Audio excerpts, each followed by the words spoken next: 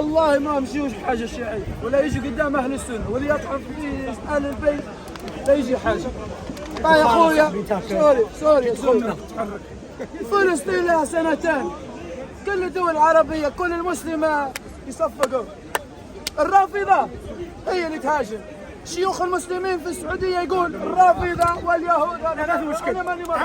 لا ما في. يقول الرافضه واليهود زي بعض، واليوم النار والعه بيناتهم. اشرح لك كيف هم نفس بعضهم واليوم هيا هذا سؤال وجيه. بارك الله فيك. سؤال من اخ حبيبنا ليبيا. يعزك يعز اهل ليبيا، اهل السنه والسلفيين ما شاء الله. الشاهد انت ذكرت ان نقول نحن الرافضه كيت وكيت وهم يساعدون فلسطين. هذا من الاخي خطا جدا.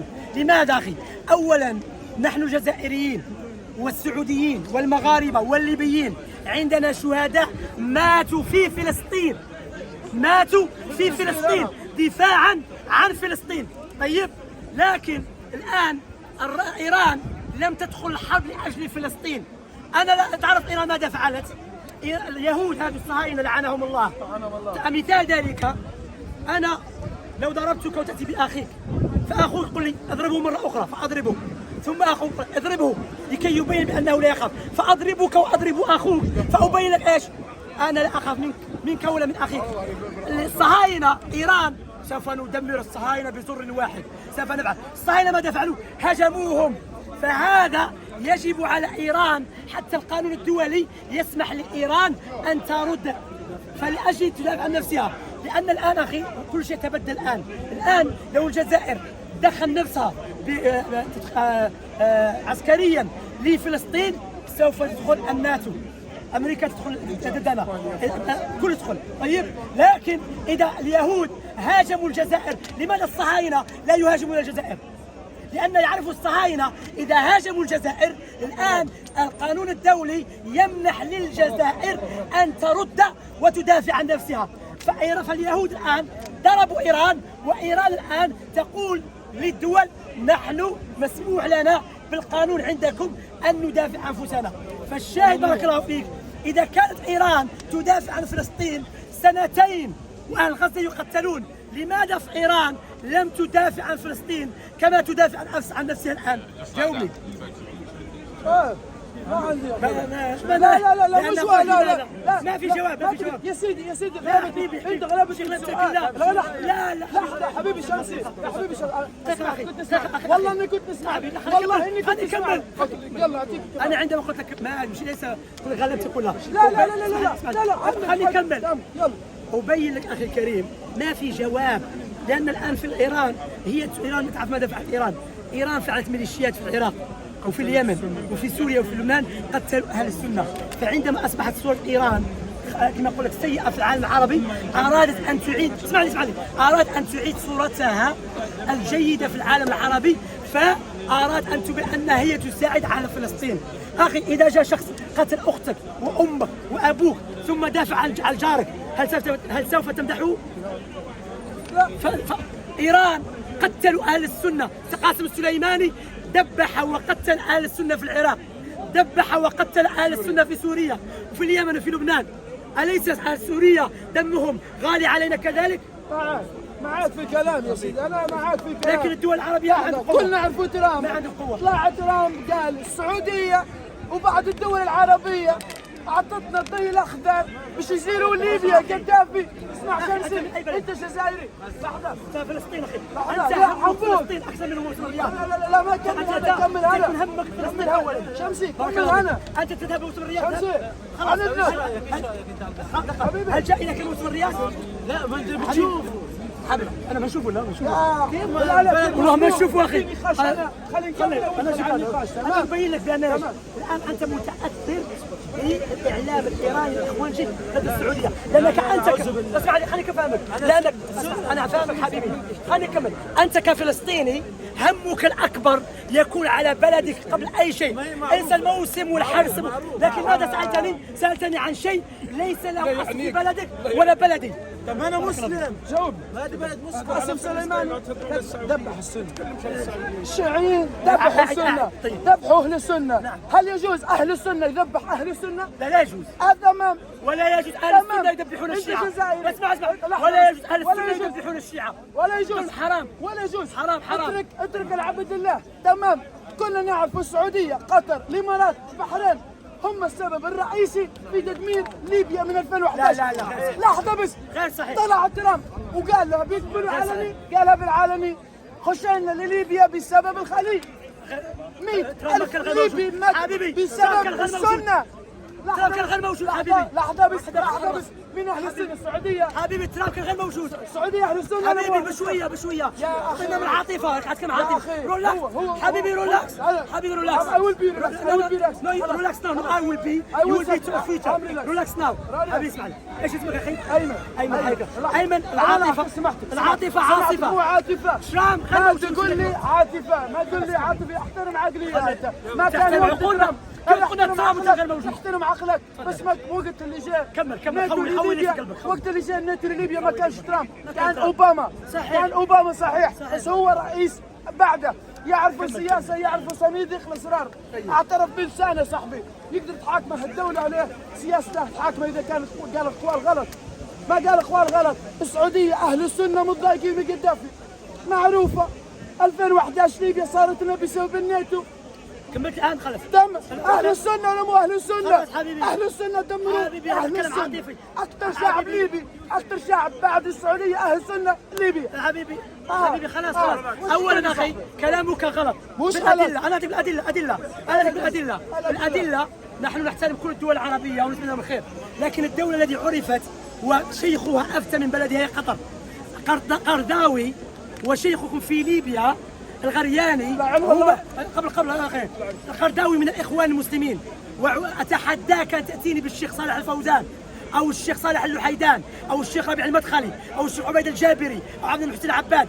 افتوا للناتو ان يتدخلوا في ليبيا. الذي افتى بهذا القرضاوي، والقرضاوي ممنوع عليه السعوديه. القرضاوي اخوانجي، والسعوديه تعد الاخوان المسلمين فرقه ارهابيه، فاتهامك للسعوديه والامارات غير صحيح. هذا ليس معناه والامارات خليني اكمل. طياره اماراتيه امس في اسرائيل مساعدات. خليني تحكي يا شمسي. تتكلم على ليبيا ولا اسرائيل الان؟ فاهمني؟ اوكي تمام على ليبيا. يلا طيب الان اخي، اذا الشخص هتلر صهيوني خبيث لعنه الله، لا يجوز الكذب عليه. اذا صهيوني لم يقتل اخاك مقتل لانه قتل جاري فهو قتل اخي. هذا انا اتكلم من منظور ديني. الله يقول ولا يجرمنكم شنآن قوم على الا تعدلوا اعدلوا هو اقرب للتقوى. ويقول تعالى واذا قلتم فاعدلوا. الانسان لابد يعدل ويكون منصف في كلامه.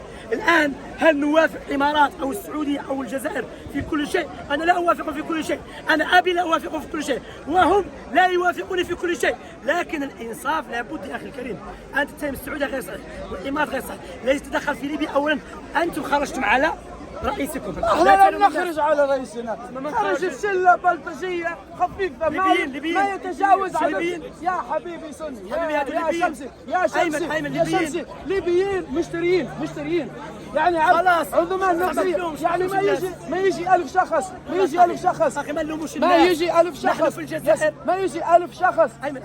لا لحظه بس. من اللي وافق على حرب العراق؟ من اللي وافق على حرب العراق؟ 2003 من اللي وافق بالدول العربيه؟ انت قل لي من الدول العربيه من اللي وافق؟ اشوفك قل لي من السعوديه. انت قال لي السعوديه غير صحيح. اذا الامم المتحده السعوديه منعت الحرب ضد العراق. امتنعت عن التصويت. لا امتنعت عن التصويت. كان تقدر تقول زي قدافي ارفض مو امتنع التصويت، زيد اعطي صوتك بالمنع. قدافي سبوا الرسول ما قالوا جهاد. عندما دخلوا ابنه السجن في سويسرا قالوا الجهاد. قدافي ترك ليس مالك اخي. قدافي سبوا الرسول ما قال جهاد في سبيل الله. عندما ادخلوا ابنه الى السجن في سويسرا قال لهم كلام قالوا الجهاد. اخي انا ما اعترف بالشخص. اخي قدافي كان اشياء جميله كذلك، لا يكذب. لاجل ذلك اخي تكون منصف. انا الليبي في قدافي ما كان لاجئ ليبي هنا، كانوا يأتوا معززين مكرمين صحيح، لكن يا أخي الكريم ما تأتي ترمي اللوم على العالم العربي وتنسى أن أنتم خرجتم أخي مظلوم. وليبيا الآن أخي الكريم بارك الله فيك، احنا علماؤنا أفتوا لا يجوز الخروج على الحاكم، ليس حبا للحاكم الظالم لكن لدرء الفتنة بارك الله فيك. فقالوا أنتم مع الصهاينة، والآن العلماء السلفيين بما يسمى المداخلة أصبح كلامهم بالحقيقة والموافق للواقع. طيب كل من خرج على حاكمه وقعت الفتنة أكثر مما وقع. صدام حسين نحن نخالفه في أشياء كثيرة كان دافي، لكن أخي كان حاكم بلده، هذه الحقيقة. ونحن لابد ننصف السعودية لأن إيش؟ كل الناس أنا ذكرتها طلق زوجتي تركتني، لماذا؟ السعودية سرقوا مالي، لماذا؟ السعودية. والله كل السعودية اتق الله أخي، والله ما أنا أقولها لله ثم للتاريخ، وأنا سوف أقف أمام الله. ما رأيت دولة مظلومة مكذوب عليها ولا نرى منها إلا الخير مثل السعودية، والله الذي لا إله غيره. أخي ترى أنا كنت في الحج أخي الكريم 2000 فلسطيني من غزة من الضفة الغربية من الملك على حساب الملك معززين مكرمين معظمين، ثم تأتي أنت لم تأخذ أمك إلى العمرة تطلع في السعودية. هذا لا يجوز يا أخي الكريم. ننصف السعودية، هل نوافق السعودية في كل شيء؟ لا، السعودية ليست في الجنة، عباد، لكن الخير الذي فيها أكثر من أي دولة كائن من كان. هذه الخير اللي تتكلم حاليا تنصف على الشعب السعودي. لا الحكومة، لا الحكومة ولا شيء، ما تجي ولا شيء. ملك سلمان الحكومة تجيب في الرقصات. لا بارك الله فيك. اسمع حكومة الرقصات. لحظة بس شمسي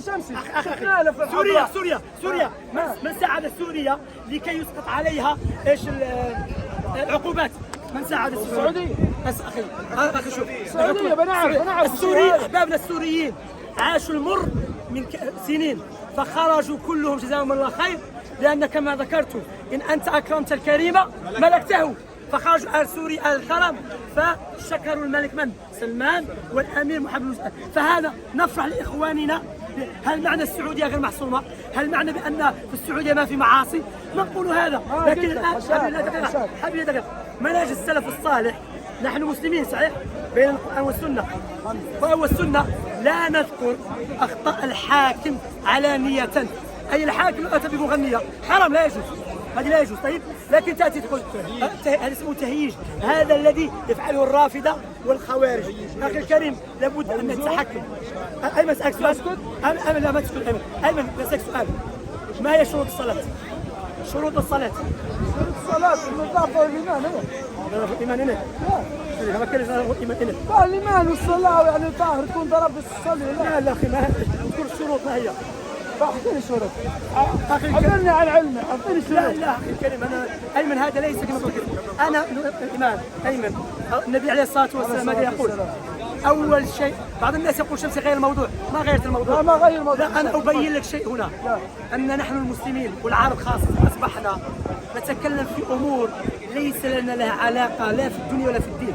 أي بمعنى أنا يوم القيامة أعرف أعلم علما يقينيا أن أول شيء يسأل عنه العبد يوم القيامة الصلاة.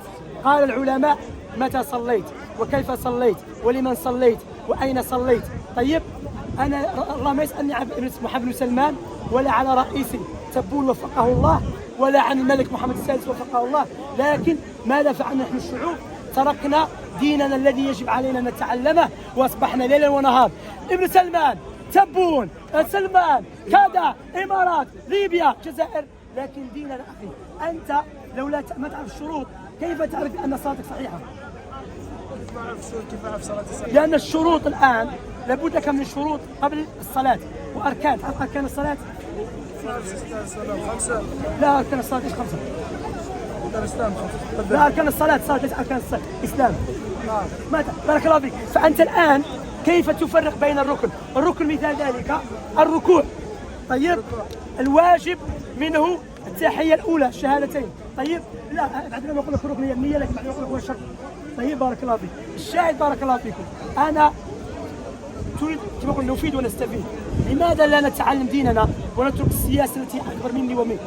بعض الأحيان الحاكم حتى ولو كان عادل ربما يفعل أشياء حرام لدرء المفسدة الأكبر. مثال ذلك أنا أسألك سؤال، لو السعودية ملك سلمان أعطى سعودي مسلم للحكومة الأمريكية ويعرف بأن الحكومة الأمريكية سوف يعذبونه، ما حكمه؟ مخطئ. هل تعب النبي صلى الله عليه وسلم على هذا؟ هل تعب النبي صلى الله عليه وسلم على هذا؟ النبي عليه الصلاة والسلام في غزوة الحامي الذهبين الدجاج لعنهم الله في الدنيا والآخرة. اسمع الآن اسمع. النبي عليه الصلاة والسلام في غزوة الحديبية كان يفعل شروط مع كفار قريش. من شرط قريش أن لو شخص من المسلمين هرب من قريش وذهب إلى المدينة يجب على الرسول عليه الصلاة والسلام أن يرجع هذا المسلم إلى قريش.